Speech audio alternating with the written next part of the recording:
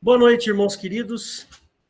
Hoje é dia 19/11/2023 e agora são 18 horas e 22 minutos. Nós somos aqui de uma igreja evangélica aqui em Interlagos, São Paulo. Se você chegou até nós através do canal do YouTube, queria que você soubesse que nós temos um site que é o www.igrejadeinterlagos.com.br. Lá você vai encontrar os nossos horários de cultos. Nós temos os cultos às 18 horas no domingo e às sextas-feiras, 20 horas. Você pode participar conosco sem problema. Lá no nosso site tem um botãozinho aqui em cima, ao vivo. Aí você clica lá, você cai nessa sala aqui, no horário do culto. A gente só pede que você desligue a câmera e o microfone, né? E se você quiser conversar conosco também, lá no nosso site tem um Fale Conosco, você pode deixar uma mensagem lá para a gente, sem problema nenhum, a gente responde, tá bom? Fica à vontade. Temos também o Instagram e o Facebook, sempre como Igreja de Interlagos. Então, fique à vontade em participar conosco. Quero fazer uma pequena oração, que nossa irmã querida Eliette vai trazer uma mensagem muito bacana. Fecha seus olhos. Deus querido, Pai eterno, Senhor, nós te agradecemos por este culto, Senhor, e pedimos a tua bênção sobre aqueles que ouvirão esta mensagem, que participarão conosco. Peço, Senhor, que o Senhor os abençoe, que o Senhor possa entrar com o teu Espírito Santo. Pedimos também que abençoes a casa da Eliette, abençoe a vida dela, a sua família, seu filho, sua neta. E, Deus, fica conosco nesta noite, porque queremos te engrandecer. Fazemos essa oração no nome santo e soberano do Senhor Jesus. Amém. Amém. Glória a Deus, irmãos. Deixa eu ver aqui, tá certo. Bom, eu não sei se o pastor Weber viu o tema da pregação. Acho que não viu, não. Então, estamos no mesmo espírito, viu, pastor Weber, que nós vamos falar sobre perseverança. Eu não vi, não, viu, irmã? Olha, eu já fiz até o thumbnail, passei a tarde fazendo o thumbnail aqui da pregação dela. Então, o Senhor quer que falemos hoje sobre perseverança. Certo? Irmãos, para dar início a essas palavras, breves palavras, né, que vamos falar, uma coisa eu queria assim, sempre deixar claro que a vida cristã não é uma vida isenta de tribulação, de lutas, né?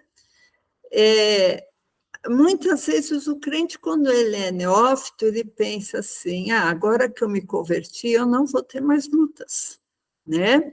Inclusive, algumas igrejas que não têm muita base bíblica por aí, acaba atribuindo todas as lutas a demônios. Irmão, você está com uma enfermidade, é demônio. Irmão, o seu filho está rebelde, é demônio. Você ficou com problema financeiro, é demônio. Né? Então, tudo acaba sendo demônio, e para se livrar desses demônios, a pessoa tem que fazer os votos, as fogueiras santas, os sacrifícios, né? Para restabelecer novamente a paz, né? Para as lutas desaparecerem. Então, isso, irmãos, é um raciocínio equivocado. Vocês vão ver daqui para frente que muitos homens expoentes do Evangelho sofreram lutas, tiveram lutas. E a gente vai ver também qual o objetivo e a consequência dessas lutas em nossas vidas. E também, se alguém for ver depois, né, algum irmão que conversa com o pastor Hélio, for ver depois, falar assim, o pastor Hélio comentou meus problemas com a irmã Eliette, por isso que ela está falando essa pregação. Irmãos, não pense isso, porque é um engano. O pastor Hélio não me falou problema de ninguém. Mesmo pessoas que às vezes ele pede oração, eu não vou saber qual é o problema, tá? Então, eu não quero que você pense que essa pregação foi dirigida para você, porque essa pregação foi dirigida para você e para todo mundo, inclusive para mim, né? Então, não é pregação de indireta. Essa pregação é uma pregação para edificação da igreja, do corpo de Cristo, né? Só para deixar essas duas coisas bem claras para os irmãos. Que tribulação não é demônio, nem sempre, pode até ser, mas geralmente não é. E segundo, que eu não estou dando indireta para ninguém. Essa pregação está saindo para mim também, né? Então, normalmente, irmãos, nós temos algum tipo de reação da pessoa, do crente, do cristão, ao sofrimento. E são muito variáveis. Por quê? Tem cristão que, quando tem um certo sofrimento, ou financeiro, na saúde, ou na família, ou doença, ou qualquer coisa, ele sofre demais. Aí ele centraliza toda a sua energia vital, a sua energia psíquica, a sua energia espiritual naquele problema. E ele não consegue pensar em outra coisa do que pensar no problema. Inclusive, não consegue pensar em Deus, porque ele acaba se autorreferenciando e aquele problema ocupa toda a mente dele. Aí ele não tem tempo mais para ajudar alguém, ele não tem disposição para orar, porque a única coisa que ele pensa é no problema dele. E como ele está sendo injustiçado por Deus por causa daquele problema. Então, vocês veem que essa palavra é uma coisa muito atual na igreja. E conosco, né? Existe também, irmãos, aquele outro cristão que ele tem um problema, sabe que o problema é sério, sabe que o problema tem que ser enfrentado, mas a prioridade dele ainda é o reino de Deus. Por isso que tem aquele versículo, né? Buscai primeiramente o reino de Deus e sua justiça, e todas as coisas vos serão acrescentadas. Porque quando a gente busca o reino de Deus, irmãos, o problema não que ele desapareça, mas ele nos atinge em menor intensidade, entende? Então, o problema não deixou de existir, ele vai ter que ser enfrentado, vai ter que orar, vai ter que muitas vezes até repreender em nome de Jesus, em oração. Jesus até disse, né, tem muitas castas de demônio que só sai com jejum e oração, mas também, não necessariamente, seria esse enfrentamento, mas o cristão que está melhor situado no reino de Deus, ele não vai deixar aquele problema tomar conta de toda a energia psíquica dele. A energia dele e ainda está voltada para Deus. Ele tem lá o problema, está lá numa gavetinha do cérebro dele, né, que sumiu. Mas a vida dele não vai ser em função daquele problema, a vida dele vai continuar sendo em função de Cristo. Né? Ele não vai centralizar, né? Acho que deu para entender. Um dos maiores exemplos que a gente tem na Bíblia, irmãos, é do apóstolo Paulo. Né? Para começar, Paulo, quando ele era Saulo, que ele caiu do cavalo e viu aquela luz, né? E a luz veio uma voz, que era a voz de Jesus, e falou: Saulo, Saulo, por que me persegues? Né? E ele falou: quem é, Senhor? Falou: eu sou Jesus a quem tu persegues. E Saulo ficou meio desnorteado. Jesus mandou ele para uma cidade que lá ele teria, vamos dizer assim, uma solução para aquele problema de cegueira. Mas duas coisas ocorreram, irmãos. Primeiro, Jesus não falou como iria ser a solução. Isso quer dizer que nem sempre Jesus mostra para a gente a solução imediata. Senhor, mas como é que eu vou resolver? Eu estou com problema X, Y, Z, como é que eu vou resolver isso? Está muito urgente. É o tempo de Jesus. E ele não diz como que vai ser resolvido, né? De que maneira. Isso é uma coisa que nós temos que exercer a nossa paciência, né? E segunda coisa, Saulo ficou cego e ele foi na cidade e foi um servo de Deus depois de 2 dias orar por ele. Ele ficou 2 dias sem enxergar nada. E a Bíblia fala que ele não comeu nem bebeu.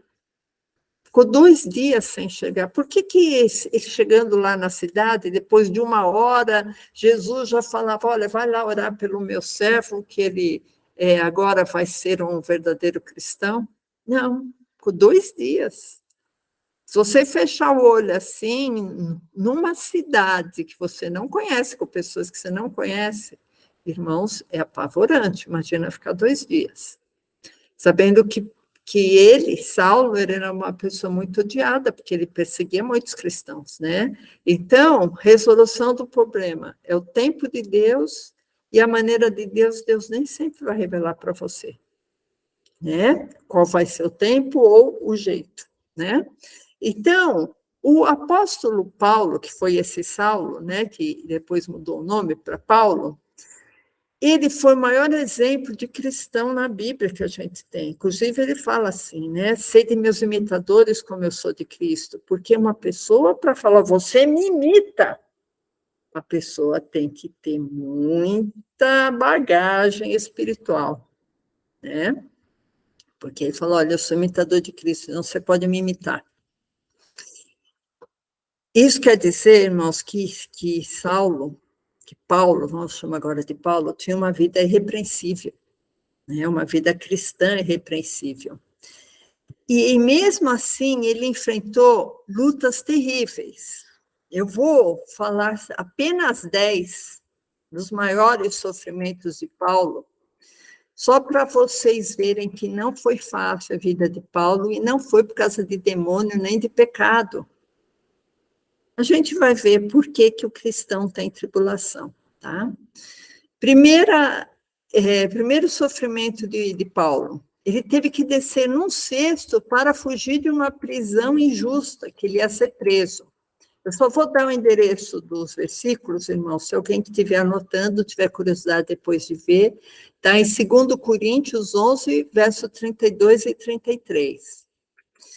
Segunda luta de Paulo, ele foi expulso de Antioquia pelos poderosos lá da cidade, né? Foi uma conspiração dos judeus de alta posição na cidade e expulsaram Paulo simplesmente porque ele estava falando do evangelho, né? Isso está em Atos 13, versos 50 e 51.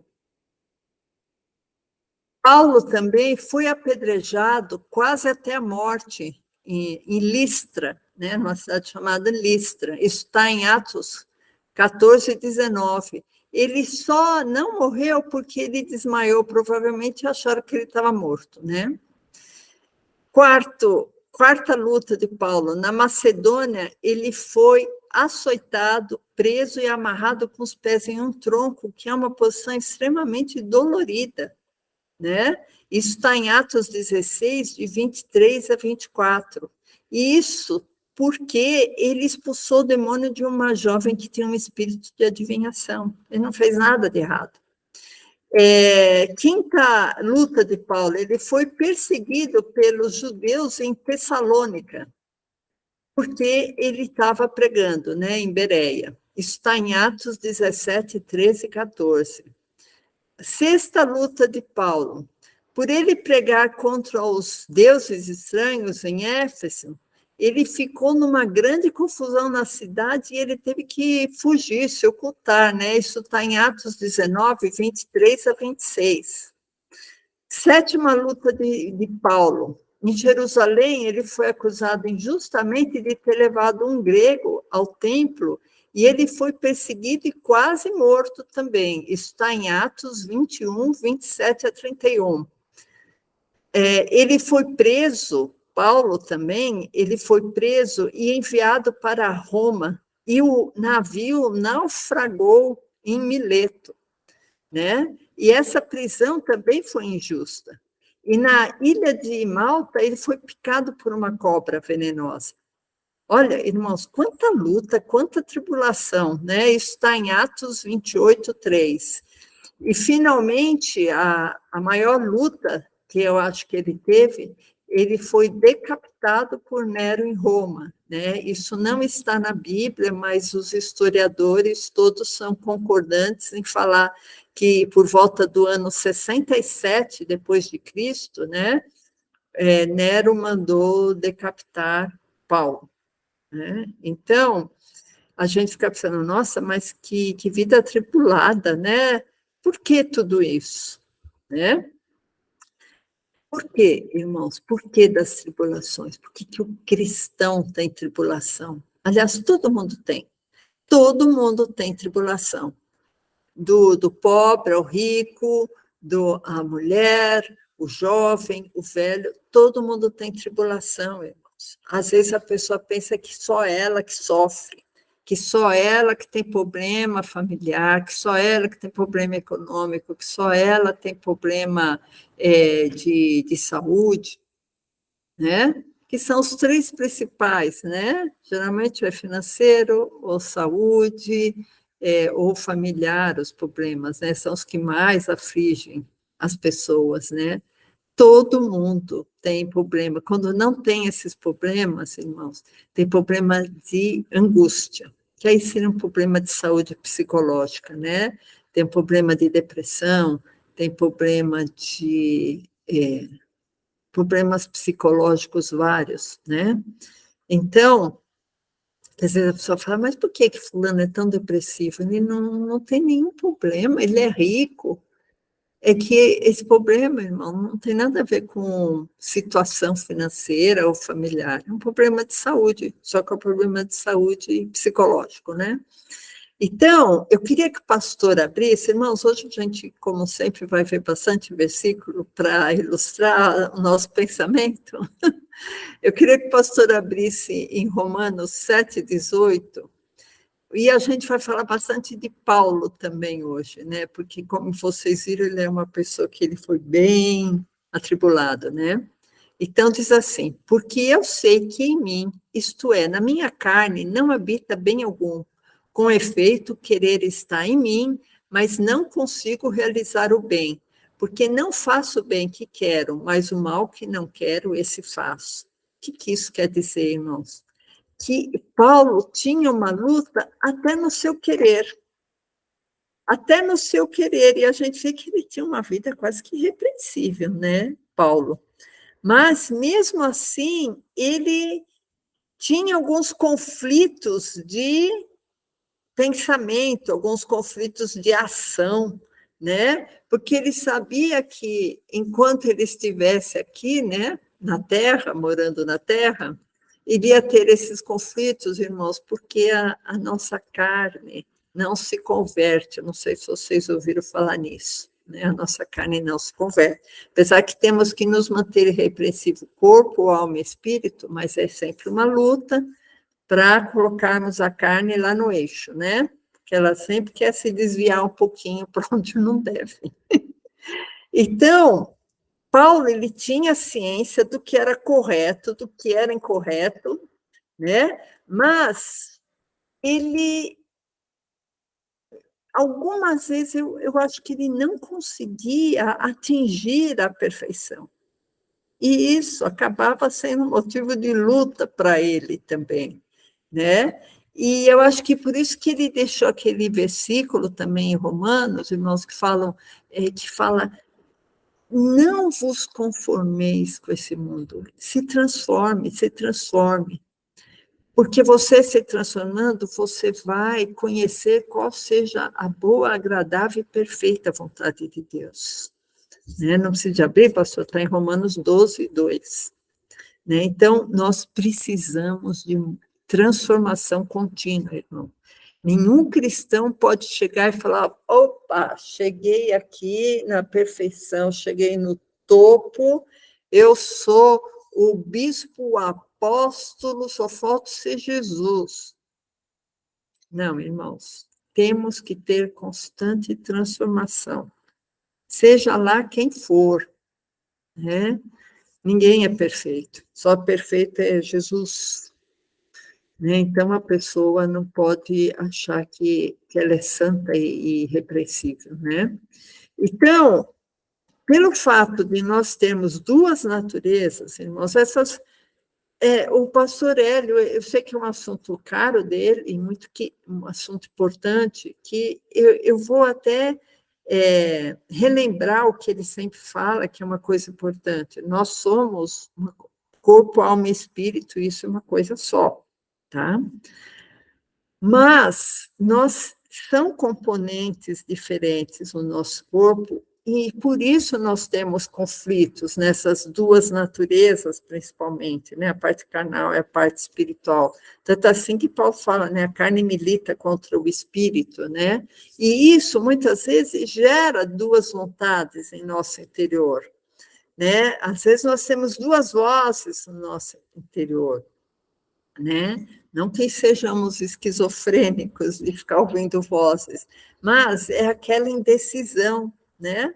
E muitas vezes, quando a pessoa está tendo uma tribulação, tem uma vozinha que começa a falar dentro dela: tá vendo? Jesus te abandonou.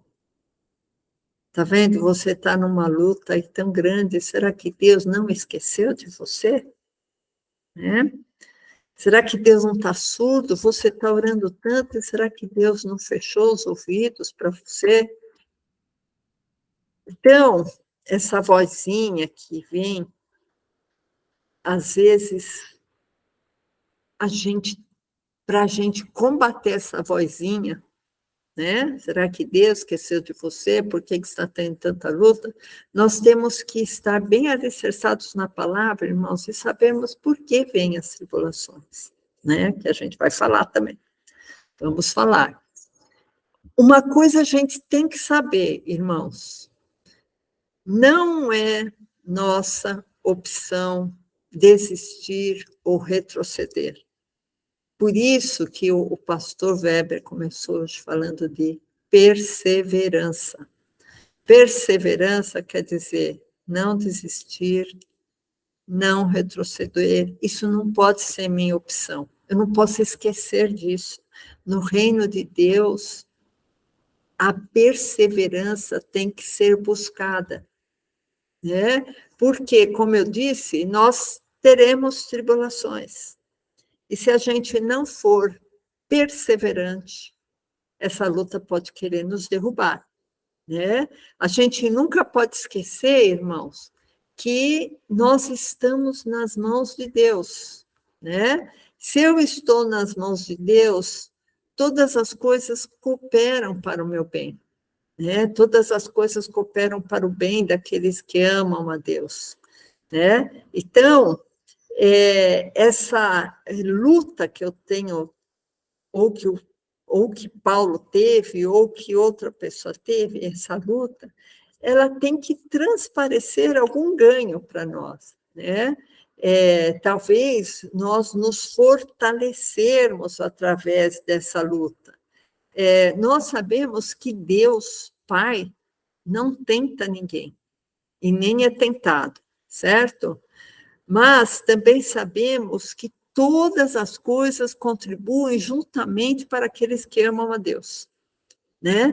Então, a gente fica pensando assim, isso está em Romanos 8, 28, se o pastor quiser abrir, eu acho que é interessante, que Deus não tenta. Por que Deus não tenta? Deus não tenta porque Ele sabe o que está no nosso interior, né? Por isso que Deus não tenta, Ele não precisa de tentar ninguém. Mas nós temos lutas, e lutas nem sempre são tentações. Então, Romanos 8, 28 fala assim: e sabemos que todas as coisas contribuem juntamente para o bem daqueles que amam a Deus, daqueles que são chamados segundo o seu propósito. Então, de alguma maneira, essa luta vai ter que me dar alguma explicação, né? Porque a luta, quando nós temos luta, irmãos, nós teremos como se fossem testes, né? E a luta, quando eu estou numa situação de luta, eu acho que não é para Deus nos testar, é para nós nos conhecermos, porque às vezes a gente não se conhece, reações que a gente tem. Então, quando fala assim, que diremos, pois, essas coisas? Se Deus é por nós, quem será contra nós? Então, Deus não é contra nós. Deus não quer nos testar. Deus não quer nos tentar. Mas aquela luta é permitida por Deus para que Ele saiba quem a gente é, como que a gente se desenvolve frente àquela situação, né? Então, a gente já vê uma das condições para passarmos por uma situação conflituosa, né? É para que muitas vezes a gente saiba o que a gente é, quem a gente é, ou que o outro saiba quem a gente é, que Deus já sabe. Mas, às vezes, um irmão ou um pastor precisa saber quem é aquela pessoa. E, às vezes, Deus permite com que ela passe por uma situação difícil, que seja perseverante, para que outros saibam quem ela é. Entende? Já é uma das razões das lutas, irmãos. Deus não precisa nos testar, mas nós precisamos saber até onde ir. Nós precisamos saber onde está a nossa fé. E os outros também, muitas vezes, vão estar olhando para você para ver qual que vai ser a sua reação frente a uma luta. Pensando no seguinte, será que é isso mesmo? Será que Deus me abandonou? O que aconteceu? Né? Eu quero que o pastor abra em Romanos 8, 35, porque diz exatamente isso. Quem pode me separar do amor de Cristo? Isso, essa passagem, irmãos, é uma passagem muito rica, né? Quem pode me separar do amor de Deus? Romanos 8, 35. A tribulação, a angústia, a perseguição, a fome, a nudez, o perigo ou a espada, como está escrito, por amor de ti, somos entregues à morte todo dia, somos reputados como ovelhas para o matadouro, mas em todas essas coisas somos mais do que vencedores por aquele que nos amou. Porque estou certo que nem a morte, nem a vida, nem anjos, nem principados, nem potestades, nem o presente, nem o porvir, nem a altura, nem a profundidade, nem alguma outra criatura poderá nos separar do amor de Deus que está em Cristo Jesus, nosso Senhor. Olha, irmãos, que palavra, né? Que fala primeiro, olha, nada vai me separar do amor de Cristo. Tribulação não vai me separar do amor de Cristo. Nudez não vai me separar do amor de Cristo. Perigo, espada, não vão me separar do amor de Cristo. Nada vai me separar. Principalmente tribulação. E tribulação, irmãos, é uma coisa que muitas vezes separa a pessoa de Cristo. Porque ela pensa, isso aqui é uma coisa importante, e fica preso lá na tribulação. Mas aqui fala, olha, nada pode me separar do amor de Deus, tá? Nem altura, nem profundidade, nada, né? Então, existe um amor de Deus que está em Cristo, e esse amor de Deus está conosco, 24 horas do dia, 7 dias por semana, né? E Jesus garantiu esse amor, irmãos, é uma garantia de Jesus. Então, aqui está falando, por amor a ti somos entregues à morte todo dia. Então, muitas vezes a tribulação não é por pecado, não é por demônio, É por amor a Cristo, muitas vezes somos atribulados. E isso, irmãos, não é motivo de desesperança. Não é motivo de pensar, Deus me abandonou, porque Deus está comigo e com você. 24 horas por dia, 7 dias por semana. Deus não se cansa. Aquele Deus que descansou lá no 7º dia não é o nosso Pai. O nosso Pai não descansa.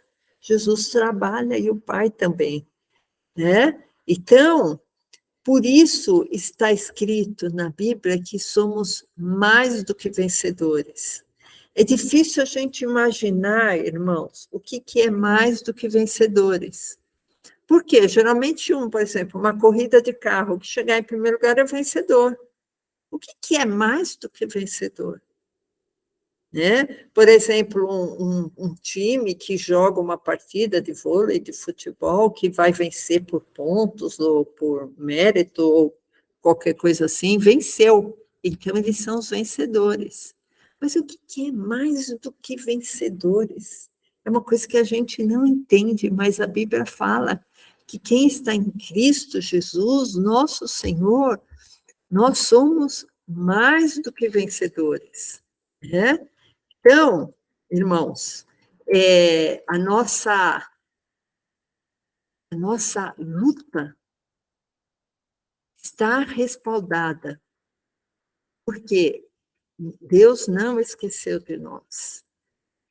Nós não vamos retroceder, nós não vamos desistir. E essa luta tem uma das funções da luta, é nós sabermos quem nós somos, né? Nós sabemos de que lado nós estamos. E também sabemos que Deus está e estará sempre do nosso lado. Por quê? Porque o amor de Cristo não pode ser interrompido por nada. Por tribulação, por perigo, por angústia, nada pode interromper o amor de Cristo. Deus está conosco sempre. Deus está conosco a todo momento. Eu queria que o pastor abrisse em Gálatas 2:20. Gálatas 2:20, para lermos juntos. Porque, realmente, irmãos, nós somos mais do que vencedores. E Jesus falou assim, Paulo falou assim em Gálatas, na carta que ele fez aos Gálatas. Já estou crucificado com Cristo, e vivo não mais eu, mas Cristo vive em mim. E a vida que agora vivo na carne, vivo-a na fé do Filho de Deus, o qual me amou e se entregou a si mesmo por mim. Irmãos, quando Paulo fala isso, que ele já está crucificado e não vive mais ele, mas Cristo vive dentro dele, ele chegou, irmãos, num nível de espiritualidade tão grande que você acha que Paulo vai se incomodar com alguma coisa? Não, ele já chegou em outro patamar, irmãos. E, quem sabe, muitos de nós consigamos chegar nesse patamar, né? Porque quem chegar nesse patamar, irmãos, a luta já não dá sofrimento. Não dá sofrimento. Agora, quando a pessoa está a carne falando muito alto, o sofrimento é uma bomba de explosão na vida dela, né? Aí ela fica, olha, Deus não me ama, eu vou desistir de tudo, essa tribulação está sendo uma carga muito grande para mim. Irmãos, temos que parar de nos vitimizar. Eu não estou falando de ninguém especial, eu estou falando de todos nós, que quando temos uma luta, adoramos ficar vitimizados e achando que Jesus me abandonou, né? Então, quando Cristo vive em mim, eu tenho uma fé poderosa, né? E ainda mais quando chegar nesse estágio que Paulo fala, né? Estou crucificado com Cristo. E Ele vive em mim. A minha vida é a vida de Cristo, né? Por isso que em 2 Timóteo 4:7, pastor, pode abrir também. Vocês veem, irmão, que Paulo foi uma pessoa assim que realmente ele pôde dizer: sede meus imitadores. Segundo Timóteo, pastor, 2 Timóteo, acho que eu falei Tiago, 2 Timóteo 4:7, fala assim: combati o bom combate, acabei a carreira e guardei a fé. Desde agora, a coroa da justiça me está guardada, a qual o Senhor, justo juiz, me dará naquele dia, e não somente a mim, mas a todos os que amarem a sua vinda. Glória a Deus, irmãos, que palavra, que com profundidade. Você ama a vinda de Jesus? Você quer que Jesus volte? Você quer morar lá no céu? Você já está cansado de viver aqui como peregrino e forasteiro, nesse mundo que é regido por Satanás e seus anjos, que o mundo jaz no maligno? Você ama a vinda de Cristo? Então, você vai falar como Paulo: combati o bom combate. Esse combate, irmãos, fala em lutas.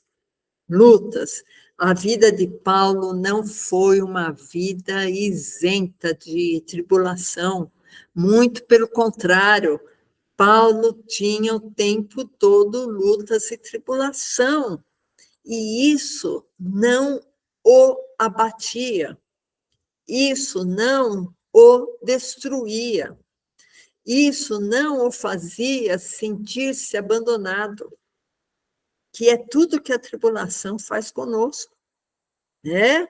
Mas Paulo, ele falou: combati mesmo o bom combate, né? Então, Paulo venceu o combate com fé, coração, com ação, com trabalho, com Bíblia, com estudos, com evangelismo, assim que Paulo agia. Porque a gente, irmãos, gosta muito do prato pronto na mão da gente. Eu queria tanto que Jesus fizesse um milagre na minha vida, que resolvesse todos os meus problemas aqui. Como eu queria: Senhor, resolve, Senhor, resolve. Irmãos, não é isso que Paulo fala, que Jesus fala. Tá?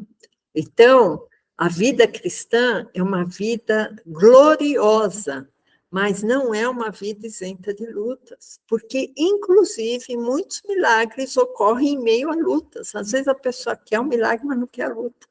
Como é que Deus vai fazer um milagre? Né?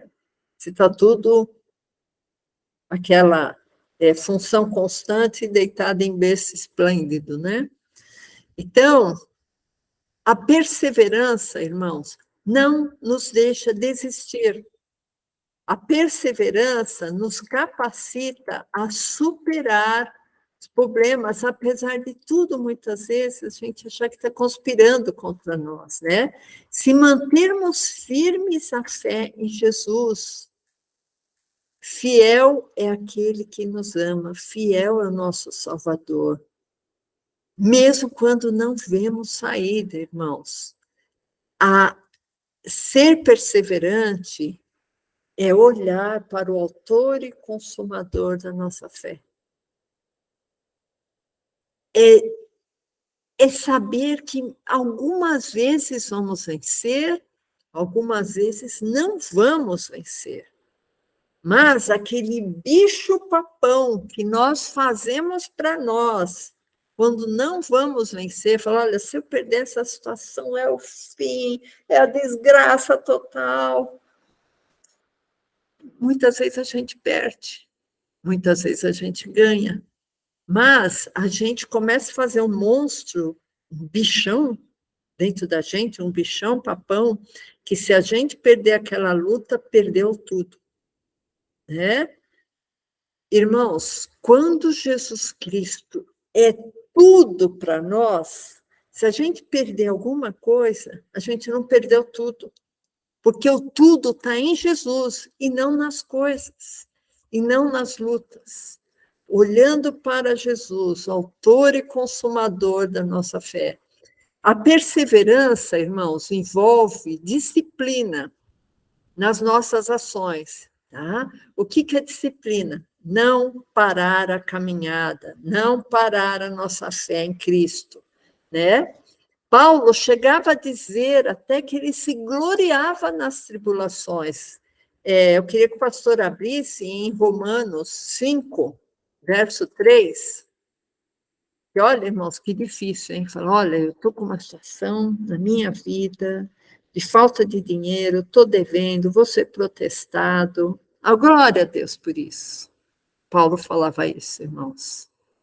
Agora, muita gente, muitos de nós entram em desespero quando tem um problema. E em Romanos 5:3 fala assim, e não somente isso, mas também nos gloriamos nas tribulações, sabendo que a tribulação produz paciência. Você é muito impaciente? Eu sou. Então, talvez Deus te dê alguma tribulação para ela produzir em você paciência. Verso 4. E a paciência produz a experiência. Poxa, aquela tribulação me deu uma experiência de vida. Aquilo que eu sofri, eu posso até consolar outra pessoa, porque eu tive uma experiência. E a experiência produz a esperança. Vocês sabem, irmãos, que muitas vezes as pessoas falam, você é salvo? Eu tenho esperança de salvação. E eu acho que essa esperança tem a ver com esse Romanos 5:4. A paciência, a experiência, e a experiência, a esperança. E a esperança não traz confusão, porquanto o amor de Deus está derramado em nossos corações por Jesus, pelo Espírito Santo que nos foi dado. Então, irmãos, você vê, olha que função que tem a tribulação. Nos trazer esperança, nos trazer experiências, né? Então, quem tem muita tribulação, tem muita experiência e tem muita esperança. Interessante, né? Assim, estamos aqui, irmãos, num aprendizado, numa construção. A nossa casa aqui não está construída. A nossa casa está em construção. E construção, vocês sabem, né? É duro construção, né? Às vezes é alguma parede, a parede cai. Às vezes tem que refazer alguma coisa, tem que planejar bem alguma coisa, tem que estudar bem, né? E a nossa casa está em construção aqui na Terra, né? Paulo também dizia, irmãos, que a tribulação é uma oportunidade de crescimento. Além de Jesus expor você numa situação que você vai ver quem é você, que às vezes a gente não se conhece. E muitas vezes você pode se sair bem daquela tribulação e pensar, poxa, glória a Deus, estou mais experiente, né? Além disso, as pessoas que te cercam também vão ver como você está se saindo frente àquela tribulação.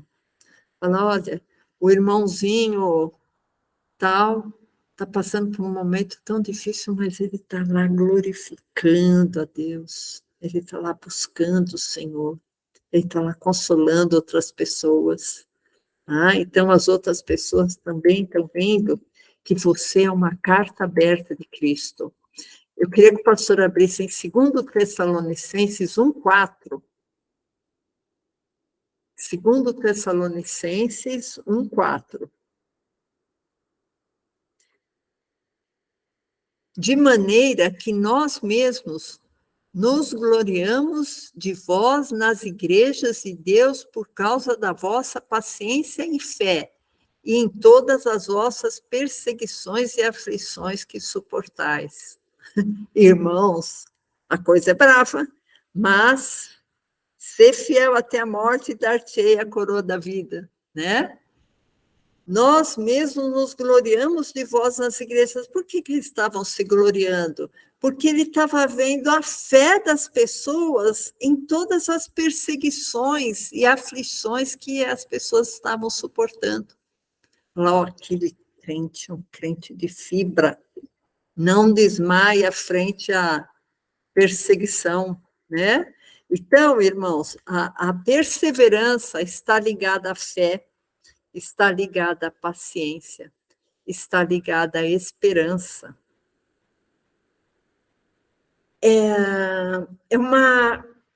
A perseverança é você andar em continuidade numa linha, num caminho a Deus, né?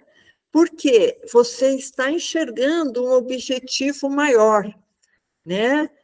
Jesus, ele nos deu o maior exemplo, irmãos. Ele suportou tudo até a cruz, né? E ainda sem pecar, ainda sem o pecado, né? Temos que buscar um pouco de Jesus, né? Ele suportou tudo, foi para a cruz como uma ovelha muda, né? Eu queria que o pastor abrisse em Hebreus 12, 1, porque aqui deixa bem claro que existem olhos e ouvidos vendo o que estamos fazendo e o que estamos falando, e isso vai servir de testemunha para que essas pessoas também possam seguir a Cristo. Hebreus 12, 1. Portanto, nós também, pois que estamos rodeados de uma tão grande nuvem de testemunhas, deixamos todo embaraço e o pecado que tão de perto nos rodeia, e corramos com paciência para a carreira que nos está proposta. Então, irmãos, carreira proposta, perseverança, né? A perseverança é olhar para Jesus, autor e consumador da nossa fé, né? Ele suportou a cruz, ele desprezou, ele não levou em conta as afrontas, né? E agora ele está assentado à destra do Deus Pai. Esse versículo que eu acabei de falar, meio picado, está em Hebreus 12, 2, certo? Então, irmãos, a gente viu que a tribulação traz esperança, traz experiência, traz crescimento. No momento da luta, logicamente, irmãos, a gente vai ter tristeza, né? Mas a gente tem que saber que aquilo tudo tem um objetivo. Sabendo isso, muitas vezes a gente vai ficar menos contristados, né? Podemos ser um canal da representação de Cristo aqui na Terra, né? Eu queria que o pastor abrisse em 1 Pedro 1,6. Irmãos, esse estudo é um estudo maior, eu já estou terminando, mas eu acho que é necessário, porque muitos de nós estamos passando por tribulações, né? 1 Pedro 1,6, porque a Bíblia é muito rica nesse assunto. Em que vós grandemente vos alegrais, ainda que agora importa, sendo necessário que estejais por um pouco contristados com várias tentações, ou tribulações, né? Para que a prova da vossa fé, muito mais preciosa do que o ouro que perece e é provado pelo fogo, se achem em louvor, honra e glória na revelação de Jesus Cristo. Irmãos, só para deixar claro que muitas religiões, muitas vezes, acham que tribulação é para a gente expiar, para a gente pagar os nossos pecados. Isso não tem nada a ver, irmãos. Jesus já pagou nosso pecado lá na cruz. Se a gente tem tribulação, pode ser que seja pecado, pode ser que seja diabo, muitas vezes não é isso, como eu falei, muitas vezes é tribulação mesmo. Nós estamos vivendo num lugar que não é a nossa casa é lá no céu, a gente aqui é peregrino, é forasteiro, né? E temos que estar cientes de tudo isso, né? Então, 1 Pedro 1,7, só repetindo, irmãos, para que a prova da vossa fé, muito mais preciosa do que o ouro que perece, e é provado pelo fogo, se ache em louvor e honra e glória na revelação de Jesus Cristo. Então, a prova da nossa fé não é decorrente de vou pagar meus pecados. Não é isso. A minha tribulação tem vários motivos. Deus quer me mostrar quem eu sou, Deus quer mostrar para os outros quem eu sou. Mas o meu pecado já foi pago lá na cruz. Não é a tribulação, não é a expiação, não é pagar pecado. Tá? Tiago 5,10. Eu queria que o pastor abrisse também. Tiago 5,10. Eu olho para cá, irmãos, porque senão não consigo ver o que ele coloca. Tiago 5,10. Meus irmãos, tomai por exemplo de aflição e paciência os profetas que falaram em nome do Senhor. Eis que temos por bem-aventurados os que sofreram. Ouvistes qual foi a paciência de Jó e vistes o fim que o Senhor lhe deu, porque o Senhor é muito misericordioso e piedoso. Em que pese, irmãos, ser Velho Testamento, mas a paciência vai gerar a experiência, a esperança, e isso é um trunfo na minha mão para eu poder ter mais defesa contra as astutas ciladas do diabo, né? Mais ou menos isso. Porque a Bíblia fala que nós somos atribulados, mas não angustiados, perplexos, mas não desanimados, perseguidos, mas não desamparados, abatidos, mas não destruídos. Vocês entendem a ação que a tribulação pode fazer em mim?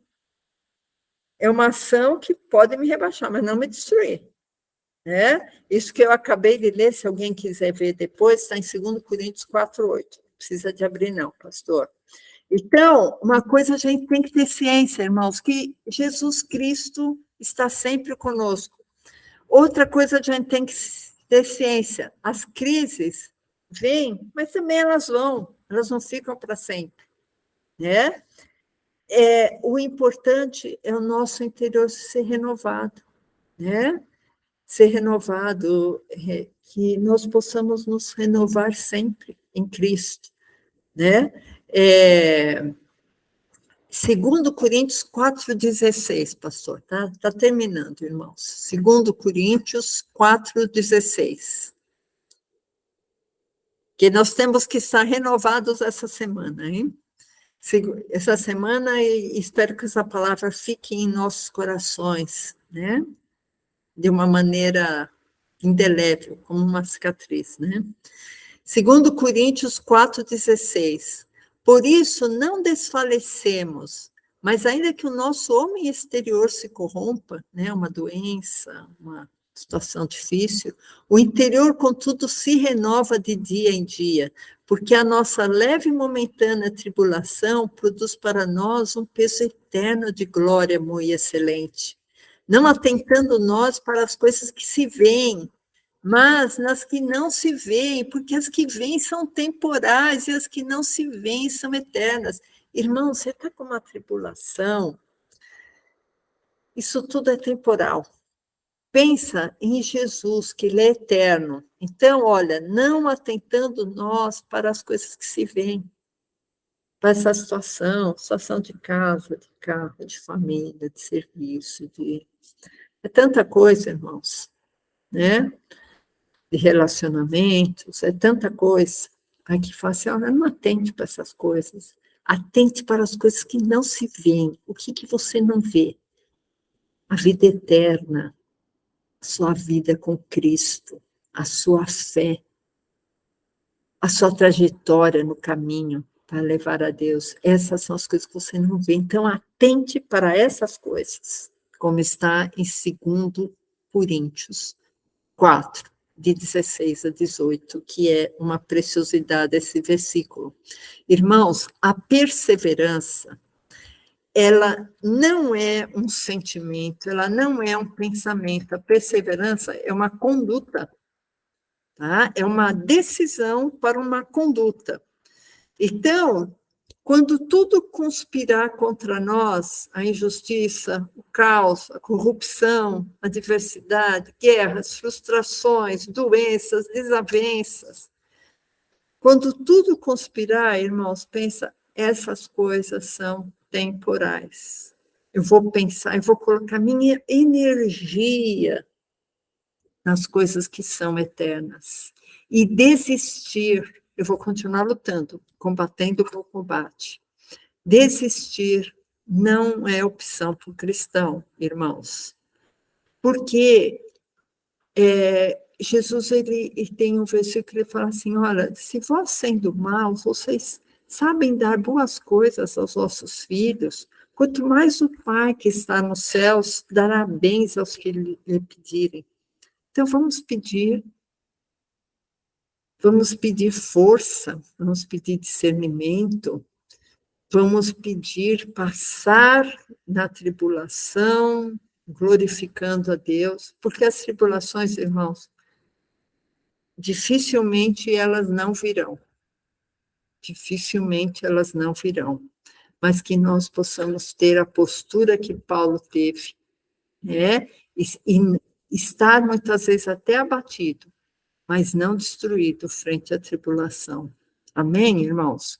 Essa palavra que eu quis deixar para vocês hoje, que Deus possa abençoar os irmãos e que daqui para frente, irmãos, a gente possa ter outra visão quando a gente passar na tribulação.